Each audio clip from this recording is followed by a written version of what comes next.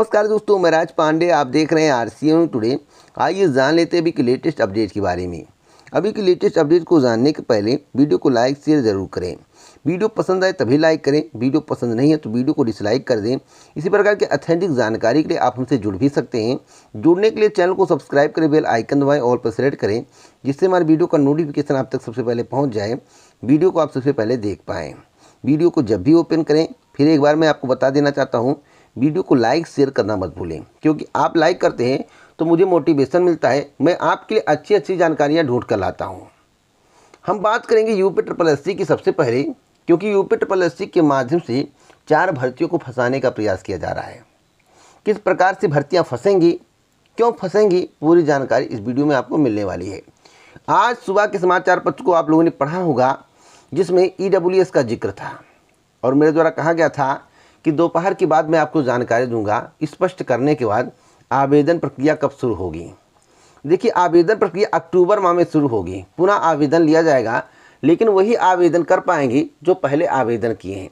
उसमें एक कॉलम अलग से बना दिया जाएगा EWS का, और आपको फॉर्म सबमिट करना होगा। ऐसी व्यवस्था भी की जा सकती है कि आप अपना रजिस्ट्रेशन नंबर डालेंगे, उसके बाद आप अपना डेट ऑफ बर्थ डालेंगे और आपका पूरा फॉर्म खुल जाएगा। या तो आप अपना नाम डालेंगे, पिताजी का नाम डालेंगे, डेट ऑफ बर्थ डालेंगे और कैप्चर कोड डालेंगे और आपका पूरा फॉर्म खुल जाएगा। उसमें एक ऑप्शन होगा EWS का, उस पर क्लिक करने के बाद आपको सबमिट कर देना होगा। इसके अलावा आपको कुछ नहीं करना पड़ेगा, जहाँ तक मुझे जानकारी है। फिलहाल देखते हैं कि आगे क्या होता है। तो अक्टूबर माह से आवेदन प्रक्रिया शुरू होगी। अब ये जो 4 भर्तियाँ हैं, जिसमें एक कृषि मंत्री संयुक्त परिषद की है 16 पद, जेई व फोरमैन की है 1477 पद, जेई सामान्य चयन की है 672 पद और सहायक सांख्यिकी अधिकारी की है 904 पद। ये चारों भर्तियां फंस जाएंगी। क्यों फंस जाएंगी? क्योंकि अक्टूबर में आवेदन प्रक्रिया चलेगी और आवेदन प्रक्रिया 15 दिन चलेगी, इससे कम नहीं चलेगा। क्योंकि यहाँ पर साफ साफ लिखा हुआ समाचार पत्रों में, इसमें साफ साफ लिखा हुआ है कि 15 दिन का समय दिया जाएगा। और जो आयोग के माध्यम से जानकारी मिली है, उसके आधार पर भी 15 दिन का समय दिया जाएगा। तो 15 दिन का समय दिया जाएगा तो पूरा अक्टूबर समाप्त हो जाएगा। यानी कि अक्टूबर समाप्त हो गया और नवंबर के अंतिम और दिसंबर के प्रथम पखवाड़े तक लेखपाल भर्ती परीक्षा का आयोजन किया जाएगा। और अक्टूबर के 3rd वीक से संभावना है कि लेखपाल भर्ती के लिए आवेदन शुरू हो जाए। संभावना है 20 से 25 अक्टूबर के बीच में लेखपाल भर्ती का नोटिफिकेशन जारी होगा। तो बताइए कि लेखपाल भर्ती की मुख्य परीक्षा कराएंगे कि एक साथ चारों परीक्षाएं करा पाएंगे। अगर आदर्श आचार संहिता लागू हो गया तो चुनाव आयोग से परमिशन लेना पड़ेगा, और सरकार चुनाव आयोग से परमिशन ले सकती है, क्योंकि केंद्र में इनकी सरकार है और राज्य में भी इनकी सरकार है।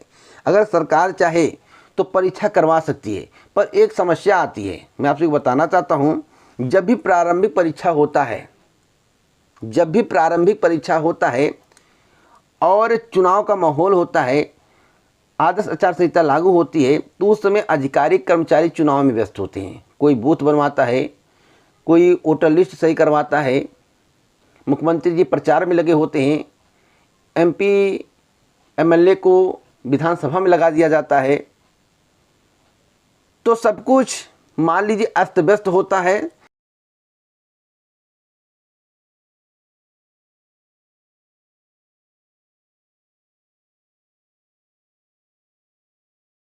इसलिए प्रारंभिक परीक्षाएं आदर्श आचार संहिता में नहीं हो पाती हैं, और कोई कारण नहीं होता, कोई रीज़न नहीं होता है।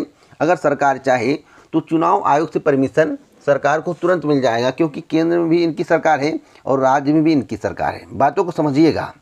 तो जो भी परीक्षाएं होने वाली हैं डिले होंगी, और अगर सितंबर के पहले ये सभी परीक्षाएं पूरी नहीं हो पाएंगी। यानी कि अगर सितंबर के पहले ये सभी भर्ती पूरी नहीं हो पाएगी। परीक्षा तो पूरी हो सकती है, लेकिन भर्ती नहीं पूरी हो पाएगी। तो अगस्त सितंबर 2022 तक आपको इंतज़ार करना पड़ सकता है, जहां तक मुझे जानकारी है। फिलहाल आगे क्या होता है यह देखने वाली बात होगी। सरकार के ऊपर सब कुछ डिपेंड करता है। तो आप मानकर चलिए कि आपको इसके लिए अभी कम से कम 7 से 8 महीने इंतज़ार करने पड़ सकते हैं। आदर्श आचार संहिता कब लगेगी, इसके संबंध में कई बार मेरे द्वारा आपको जानकारी दी गई है। फिर एक बार मैं आपको बताना चाहता हूँ कि आदर्श आचार संहिता जनवरी के मिड यानी कि 15 जनवरी के आसपास लग जाएगी, जो मुझे जानकारी है। आगे स्पष्ट जानकारी करने के बाद मैं आपको जानकारी दे दूंगा। तो किस प्रकार से भर्तियां आयोग के द्वारा पूरी की जाएंगी, यह बात समझ में नहीं आता है। एक महाशय थे और कई ऐसे महाशय हैं, एक सिंह साहब थे और एक पाठक जी थे। सिंह साहब और पाठक जी जो है हमारे वीडियो से काफ़ी नाराज़ रहते हैं। नाराज़ इसलिए रहते हैं क्योंकि मैं प्रतियोगी छात्रों के पक्ष में बोल देता हूं। सभी सिंह साहब और सभी पाठक जी नाराज़ नहीं रहते। कुछ सिंह साहब और कुछ पाठक जी और कुछ गुप्ता जी नाराज़ रहते, सभी नहीं। कुछ लोग 100 में 80% खुश रहते हैं, 20% नाराज़ रहते हैं। हमने कह दिया कि यूपी SSSC के माध्यम से जितनी भर्तियों का विज्ञापन जारी किया गया है, लगभग 10% को छोड़कर एक भी भर्ती कंप्लीट नहीं हुई है। उन्होंने कहा ऐसा कैसे हो सकता है, वर्तमान सरकार में इतनी भर्तियां निकाली गई हैं, इतनी भर्ती किसी सरकार में नहीं आई। मैं समझ गया वो IT सेल वाले हैं और अंधभक्त हैं। अगर सरकार अच्छा काम करेगी तो मुझे कहने में गुरेज क्या है। अगर सरकार अच्छा काम करेगी तो मुझे कहने में कोई गुरेज नहीं है। सरकार भर्ती परीक्षाएं आयोजित करेगी तो मुझे बताने में कोई गुरेज नहीं है। सरकार भर्तियों को पूरी करेगी तो मुझे कहने में गुरेज नहीं है कि सरकार के द्वारा भर्ती नहीं की जा रही या भर्ती की जा रही है।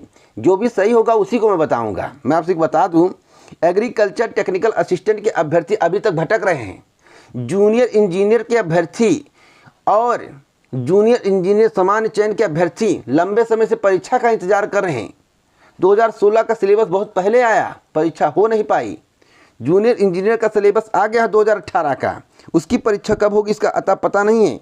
और अब परीक्षा होने की संभावना और कम है क्योंकि आयोग के द्वारा जो निर्णय लिया गया आवेदन पुनः लेने का, इससे जो है परीक्षा में डिले होगा। कुछ लोगों ने कहा, जो सिंह साहब थे और पाठक जी थे, गुप्ता जी थे, 10-15% लोग, 20% लोग, 80% तो मेरे वीडियो से खुश रहते हैं। आप देखिएगा वीडियो को, 25% डिसलाइक और लगभग 75% लाइक आता है। कभी कभी जो है 85% लाइक आ जाता है और 15% डिसलाइक रहता है। मेरा यही रेशियो चलता है। मेरे वीडियो को आप देखिए, हर एक वीडियो में यही रेशियो मिलेगा। भाई ये लोग अंधभक्त हैं, पार्टी से ताल्लुकात रखते हैं, IT सेल में काम करते हैं, तो इनके बारे में मैं क्या कहूँ। कोई बूथ का सदस्य है, कोई BJP का कार्यकर्ता है, तो इसके बारे में मैं कुछ नहीं कर सकता। SP के कार्यकर्ता हैं, कोई BSP के कार्यकर्ता हैं, तो सही बात बोल देता हूँ, सबको जलन होने लगती है।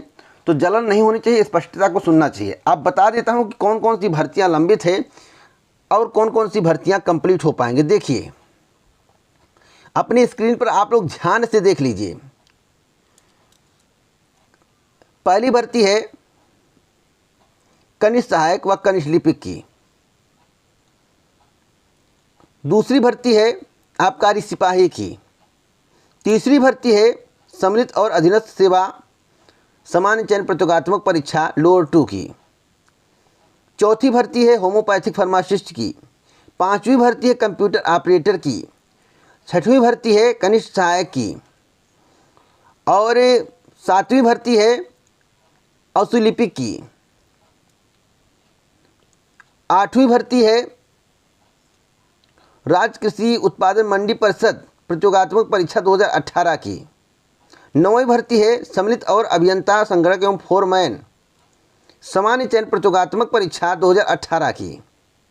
जितनी मैं भर्तियां आपको बता रहा हूं सब लंबित हैं। सहायक सांख्यिकी अधिकारी एवं सहायक शोध अधिकारी प्रतियोगात्मक परीक्षा 2019। वन रक्षक वन जीव रक्षक सामान्य चयन प्रतियोगात्मक परीक्षा 2019। सहायक बोरिंग टेक्नीशियन सामान्य चयन प्रतियोगात्मक परीक्षा 2019। सम्मिलित और अभियंता एवं उप वास्तुविद प्रतियोगात्मक परीक्षा 2016। सम्मिलित तकनीकी सेवा सामान्य चयन प्रतियोगात्मक परीक्षा 2016। जितनी मैं भर्तियों का जिक्र किया हूं सभी भर्तियां लंबित है, एक भी कंप्लीट नहीं है। और दावे बड़े बड़े किए जाते हैं, 4 लाख नौकरी पहले दी जा चुकी है। और पूछते हैं कि पिछली सरकार में कितनी भर्तियां आई थी। श्रीमान मैं आपको बताना चाहता हूं, पिछली सरकार में जितनी भर्तियां आई थी 80% कंप्लीट हो गई थी, 20% बाकी थी जो वर्तमान सरकार में कंप्लीट की जानी है। यानी कि वीडियो भर्ती 2018 जो कंप्लीट हुई है, जिसका विज्ञापन इनके सरकार में आया था, उसकी मैं बात नहीं कर रहा हूँ, 2016 की बात कर रहा हूँ। 2016 में 3133 पदों पर भर्ती का विज्ञापन जारी हुआ था और 2018 में कंप्लीट हुआ है। और पिछली सरकार में कौन कौन सी भर्तियाँ आई थी मैं आपको बताना चाहता हूँ। लेखपाल भर्ती आई थी, राजस्व लेखपाल भर्ती बम्पर पदों पर 12,500 से अधिक पदों पर आई थी। चकबंदी लेखपाल भर्ती आई थी। ग्राम पंचायत अधिकारी भर्ती आई थी 2015 में 3500 से अधिक पदों पर। ग्राम विकास अधिकारी भर्ती आई थी 2016 में 3133 पदों पर। स्टेनोग्राफर की भर्ती आई थी। समाज कल्याण ग्राम विकास अधिकारी की भर्ती आई थी। जूनियर असिस्टेंट की भर्ती आई थी। लैब टेक्नीशियन की भर्ती आई थी। डार्क रूम सहायक की भर्ती आई थी। मैं किसका किसका नाम गिनाऊं? अगर मैं नाम गिनाऊंगा तो आप काउंट नहीं कर पाओगे। इनके सरकार में केवल शिक्षक भर्ती हुई है। शिक्षक भर्ती जो हुई है वह सुप्रीम कोर्ट के आदेश पर हुई है। सुप्रीम कोर्ट ने आदेश दिया था, आपने शिक्षा मित्रों को बाहर किया तो सुप्रीम कोर्ट ने आदेश दिया तो आपको उन पदों को भरना है, नहीं तो शिक्षा व्यवस्था कैसे चलेगी। पुलिस भर्ती इनके सरकार में हुई। पुलिस भर्ती पिछले सरकार में भी हुई थी। दरोगा भर्ती 2016 के अभ्यर्थी अभी तक धरना प्रदर्शन कर रहे हैं, उनको ज्वाइनिंग वर्तमान सरकार नहीं दे रही है। आप सोच सकते हो कि कितनी भर्तियां पेंडिंग है। और उत्तर प्रदेश लोक सेवा आयोग की बात कोई ना करें। उत्तर प्रदेश लोक सेवा आयोग किसी की भी सरकार आए, समय से भर्ती आएगी और समय से पूरी होगी, उसमें लफड़ा नहीं है। लेकिन जो उत्तर प्रदेश अधीनस्थ सेवा चयन आयोग है, उत्तर प्रदेश उच्चतर शिक्षा सेवा आयोग है, पीएनपी से जो भर्तियां आती हैं उसमें काफ़ी समय लग जाता है। तो जो लोग केवल फेंकना जानते हैं कमेंट बॉक्स में फेंकिए, जब भी बोलिए साक्ष्य के साथ बोलिए। पिछली सरकार की और भर्तियों के बारे में जानकारी चाहते हो तो बताओ। और कुछ लोग कहते हैं भ्रष्टाचार हुआ है। मैं तो कहता हूँ किसके सरकार में भ्रष्टाचार नहीं हुआ है, किसकी सरकार में भ्रष्टाचार नहीं हुआ है। वीडियो भर्ती 2018 में क्या हुआ जो परीक्षा रद्द की गई है, बताइए। वीडियो भर्ती 2018 में क्या हुआ था जो परीक्षा रद्द की गई थी? अभी हाल ही में परीक्षा रद्द हुई, आपको मालूम होगा। 69,000 शिक्षक भर्ती में इतना हंगामा हुआ, डीजे बजाने वाले इतना नंबर पा गया, पेपर आउट का मामला सामने आया, कई लोग साल भर गए पकड़े गए। आपको मालूम नहीं है 8,500 शिक्षक भर्ती में कापियां जला दी गई, इस प्रकार के आरोप लगे। सीबीआई जांच की मांग चल रही थी, इसके बारे में आपको मालूम नहीं है? बताइए, आपको मालूम नहीं है तो बताइए। जिसकी सरकार में भर्ती आएगी उसमें भ्रष्टाचार होगा, और भ्रष्टाचार पर लगाम लगाना सरकार का काम होता है, प्रतियोगी छात्रों का काम नहीं होता है।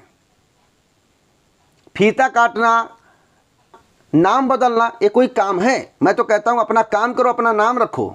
नाम बदलने से क्या मतलब है? अरे एक काम हुआ, दूसरा काम करोगे 2 काम होगा।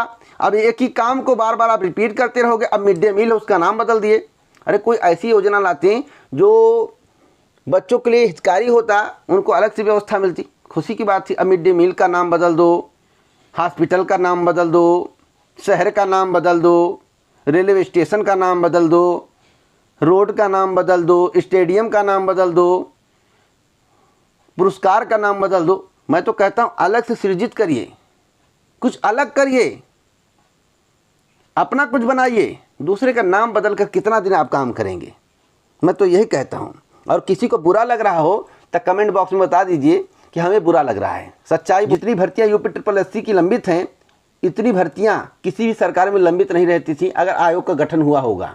2014 में UPSSC का गठन हुआ है सपा शासनकाल में।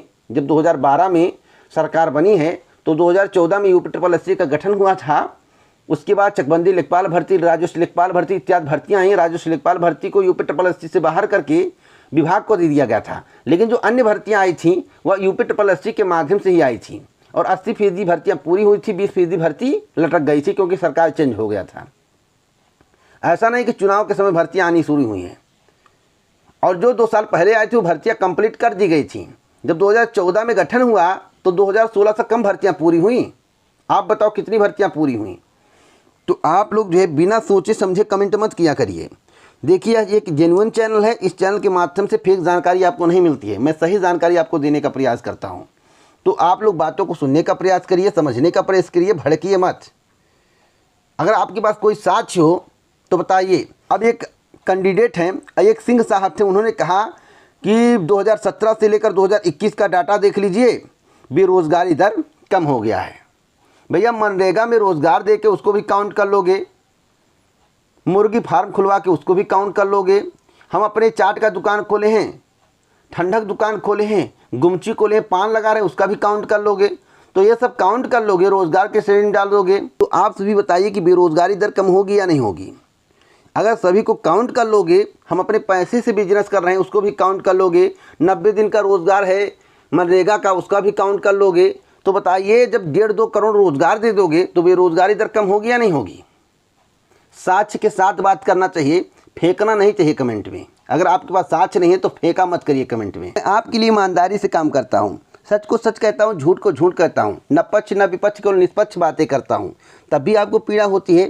मेरा प्रयास रहता है कि आप तक सही जानकारी पहुँचे, तभी आपको पीड़ा होती है। सभी को नहीं पीड़ा होती है, केवल 25% लोगों को पीड़ा होती है। आप लाइक और डिसलाइक देखकर अनुमान लगा सकते हैं। तो 25% लोग ऐसे हैं जो डिसलाइक करके जाते हैं। कभी 25% होता है, कभी 15% होता है। साथ साथ मैं आपको बता दूं, भर्ती परीक्षा कैलेंडर की चर्चा होने लगी कि भर्ती परीक्षा कैलेंडर आने वाला है। भर्ती परीक्षा कैलेंडर आएगा या नहीं आएगा, इसके संबंध में जानकारी के लिए आपको हमें 2 से 3 दिन का मोहलत देना होगा। 2 से 3 दिन में मैं जानकारी कलेक्ट करने के बाद आपको बता दूंगा कि भर्ती परीक्षा कैलेंडर किस सप्ताह में जारी किया जाएगा और क्या काम चल रहा है। अगली खबर बीपीएससी की है। बीपीएससी के द्वारा जब 67वीं का नोटिफिकेशन जारी किया गया तो कुल पदों की संख्या 555 थी, लेकिन अब पदों की संख्या बढ़ के 575 हो गई है। अभी और पदों की संख्या बढ़ेगी। जो 20 पद बढ़ाए गए हैं वह डीएसपी के हैं।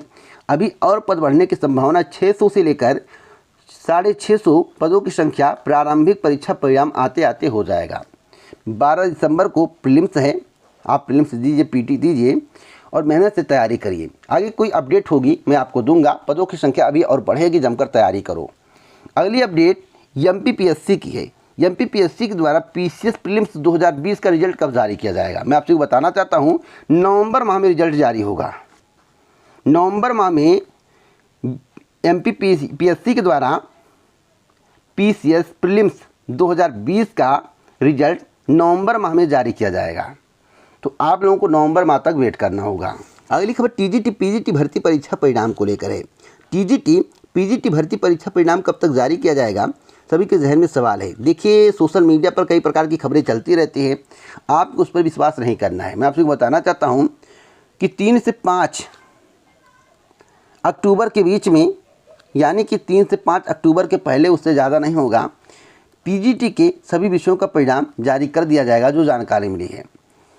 और टीजीटी का परिणाम जो है 10 अक्टूबर तक जारी कर दिया जाएगा।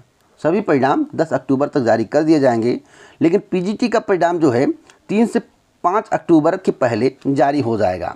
तो जितने भी लोग हैं धैर्य बनाए रखें। हाँ, एक बात मैं आपको बताना चाहता हूँ, जो टीजीटी का परिणाम होगा उसका जो कट ऑफ होगा अचंभित करने वाला होगा।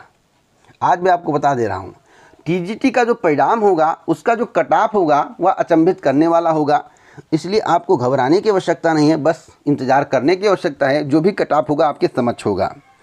इसी प्रकार की ऑथेंटिक जानकारी के लिए आप हमसे जुड़ें। चैनल को सब्सक्राइब करें, बेल आइकन दबाएं और पर सेलेक्ट करें। वीडियो को लाइक शेयर करना मत भूलें। जय हिंद, जय भारत दोस्तों, नमस्कार।